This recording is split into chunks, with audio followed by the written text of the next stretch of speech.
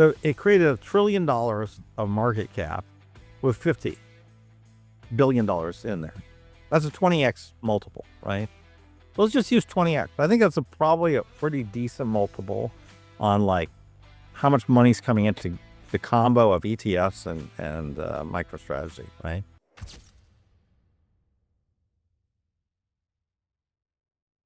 The power law makes very general statements, but has almost no predictive ability for a 1 year forward. It really has none, right? What the power law tells you is, I'll tell you a relative range 10 years out, right? So it says 5 to 10 years out, it has predictive capability. 1 year out has almost none. Like it tells you, well, on the low end, we're probably going to be above 40,000. And on the high end, we could be as high as 500,000. Now, people are like, what kind of value is that? Nothing, right? And it does sound crazy. Like, why are we even like listening to something which has that kind of range, right?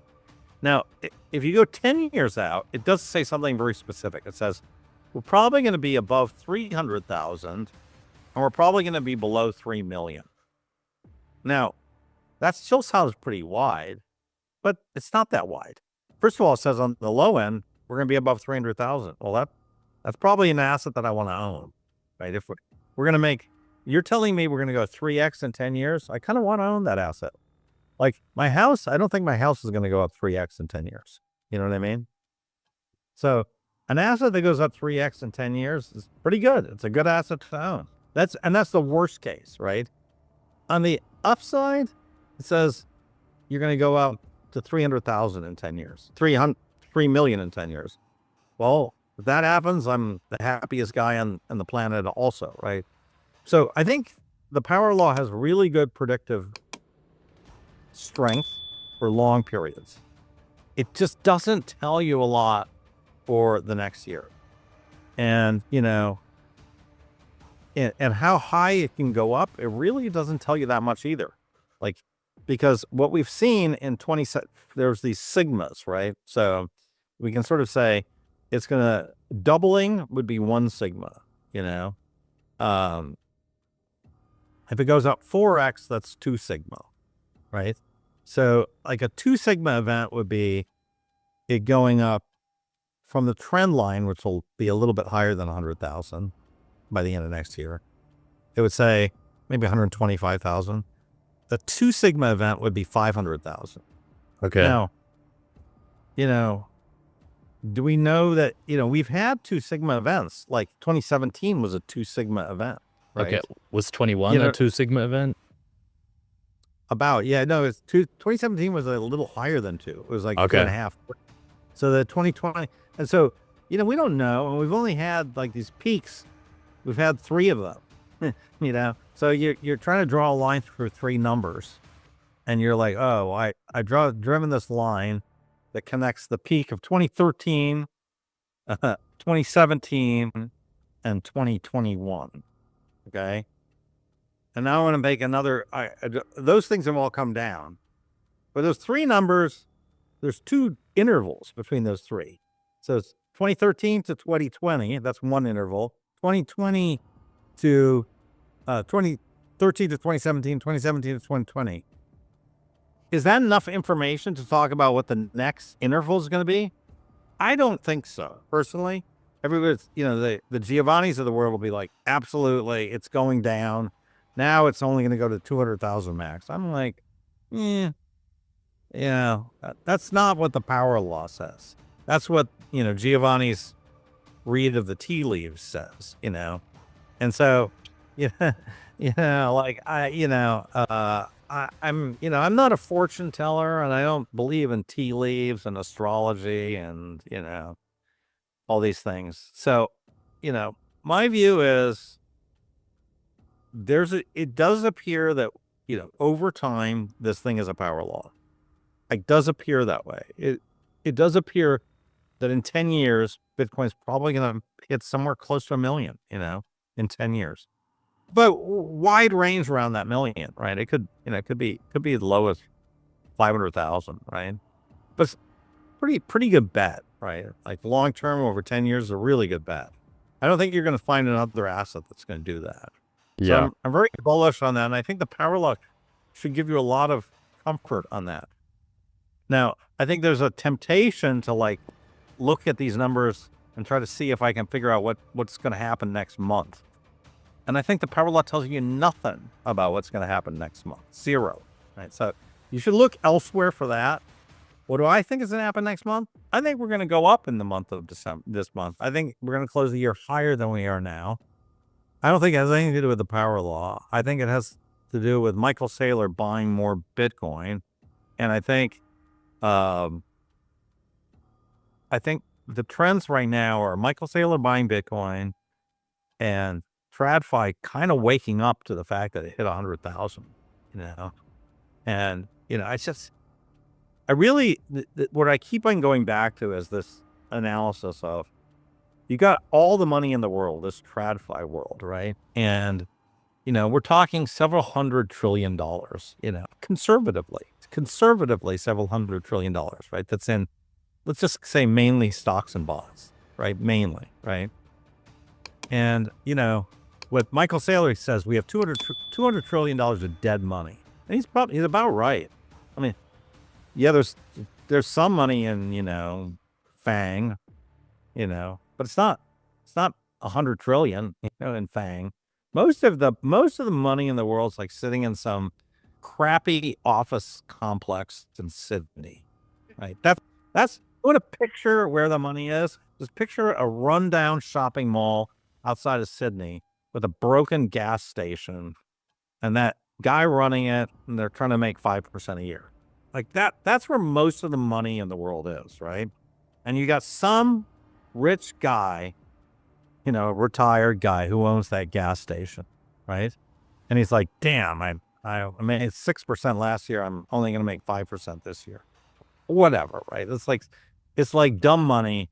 And this money can't even compete with the money printing, right? So like, you got all this like really bad investment right now. And then you got people buying government bonds because their charter says that they have to buy government bonds. So it's just insanity, right? Or you've got pension funds. Like we have these three things that are on and then governments are printing money at like 10% plus per year and going up. It's just like, it may not be going up today, but it's going up. Everybody's printing more money. They come up with new plans every time. The state of New York decided they want to print billions of dollars and hand it over to people to fight inflation. Like, it's incredible. They're going to try to fight inflation by printing money. So you've got this kind of nutty kind of behavior, and people are like, yeah, great idea. Yeah. But I'm suffering from inflation, so I really could use some handouts. That won't create inflation again. No, not at all. So, you have the blind leading the blind on this kind of, front. And meanwhile, you have some people who are buying Bitcoin, but there's more and more people every year that are realizing that they're in the wrong trade. And this trade, it should happen all at once. Everybody should kind of realize that Bitcoin, but it doesn't. There's a progression of human stupidity, right? And, it'll take 20 years for everybody to realize they were all in the wrong trade. I know it. I know all these people. And you know them too. They're taking a long time to come to this realization. And so the power law is basically a way of measuring human stupidity, right? And it says that basically it's like 40, we're getting 40%, then it's going to 30, but then people are getting smarter. So, the rate, we're having diminishing returns on Bitcoin, but it's still going to be really good for a long time. And then, 20 years from now, everybody will be like, how the hell did I miss this thing? But you miss it one day at a time, How the hell did you miss investing in Apple? I don't know. I missed investing in Apple because I owned Apple in 2007. But then I sold it stupidly And I just got out of the trade and it went up 50 times after that. Like, I'm an idiot. What can I tell you? And so I think with Bitcoin, don't be an idiot. We're on this multi-generation, we're like a multi-decade trade. All you need to do is do nothing. That's what you need to do. What do you think in 2025? I've seen you throw out 500,000 potentially. Do you want to put a number on what you think I we definitely see? think, look, I think that my back of the envelope calculation, it's almost has nothing to do with the power law. It's just the multiplier. Look, I think MicroStrategy did about $30 billion this year, right? Total in inflows. Maybe almost 30, 20, somewhere between 20 and 30, right? Is that the same as the ETFs? Yeah, sorry. Well, the ETFs did a little bit more, maybe total, but like they're almost comparable, right? So, people are like, how much? So we've had $60 billion, let's just call it, right? That went from institutional money or like institutional retail, but like Trafi, there's been a $60 billion movement into, or let's say a $50 billion movement into Bitcoin, right? What did that do to Bitcoin? Well, it moved it up from, let's call it 40,000 to 100,000, right? Okay. Let's just say even it moved it from 50,000, doubled it, right? Okay. So it created $1 trillion of market cap with $50 billion in there. That's a 20x multiple, right? So let's just use 20x. I think that's probably a pretty decent multiple on like how much money's coming into the combo of ETFs and MicroStrategy, right? Well, what do I think MicroStrategy is going to do next year? I think they could probably do 75 billion, what do I think the ETFs? I think the ETFs will do more now, right? I think they'll probably do 150 billion. They're sort of getting going, like I feel like the BlackRocks of the world, they're just starting, the advisors, all that stuff. So I think if you look at this and you say, okay, Brad, what do you think the total number is between, I'd say 250 billion, maybe 200 billion, between those two. So what does that do to the market? Well, I think it gets you to around 400, thousand per Bitcoin, Now, of course, that rosy scenario may not play out, but I think that, that's seems reasonable to me. And that doesn't even involve Bitcoin National Reserve or, any of that stuff, right? It's just TradFi and MicroStrategies doing their thing, Damn. Okay. Yeah. Yeah, that makes a lot of sense. So, no, look, I don't know. I think there's a wide variety of things, but I'd be kind of shocked if we were below 200,000 next year, at the end of next year. That would kind of shock me if we were below 200,000. Something's wrong with my thesis, because I do think we're going to double from here in the next year. I mean, look, we did it better than that this year. We did more than double, right? I think we're triple or quadruple, or maybe even more.